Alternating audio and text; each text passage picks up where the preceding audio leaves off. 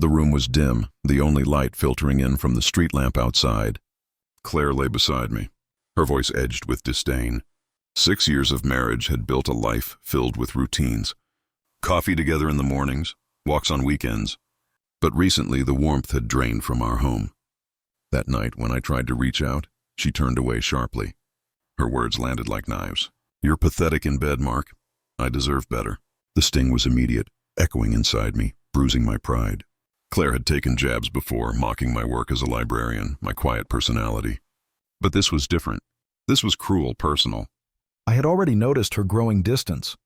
Late nights at her PR job, cryptic texts, the sudden shift in her tone.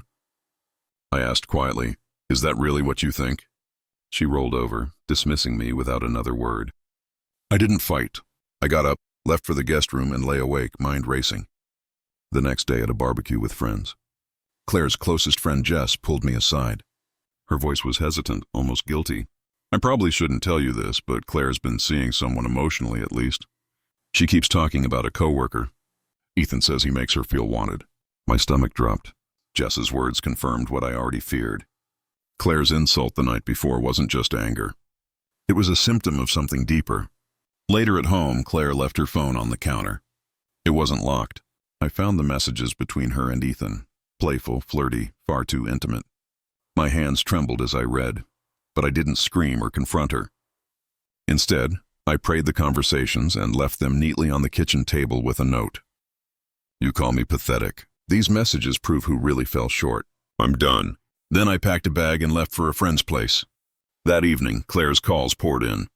First angry, then desperate, eventually pleading. I ignored them. Her cruelty in our bedroom was no slip of the tongue. It was a reflection of where her heart had already gone. Jess's honesty had stripped away the last illusion, and I refused to let Claire continue cutting me down while leaning on Ethan for comfort. The next day, Claire showed up at my friend's house. Her face was pale, strewn with tears. She begged me to listen, swore she hadn't meant her words, insisted Ethan was just a friend. I looked at her calmly. "You insulted me in our bed," I said, each word heavy. Jess had already told me enough. Claire hadn't expected her friend to reveal the truth, nor had she expected my quiet refusal to chase her forgiveness. I met with a lawyer soon after, not to file for divorce immediately, but to understand my options. Claire sent messages every day, apologies, promises to cut off Ethan, declarations that she still loved me. But trust, once broken, doesn't come back easily. We tried counseling in raw, difficult sessions. Claire admitted she'd been insecure, craving attention Ethan gave her, lashing out at me to ease her own guilt. I told her how her betrayal, and especially that cruel insult, had cut into me in a way I couldn't forget. She ended her contact with Ethan, handed me access to her phone, tried to rebuild what she'd broken, but our marriage became fragile, hanging by a thread. Months later, we were still separated, navigating a life in limbo. She wrote me letters, went to the therapy, did everything she could to prove change. But for me, the wound was slow to heal. One night, she left me a voicemail, her voice soft and breaking. "I'm sorry I broke you, Mark." I listened, silent. The pain was still there, though duller now, no longer raw.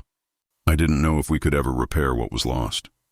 That night long ago, her words had shattered something in me. But Jess's confession and my decision to walk away had given me clarity.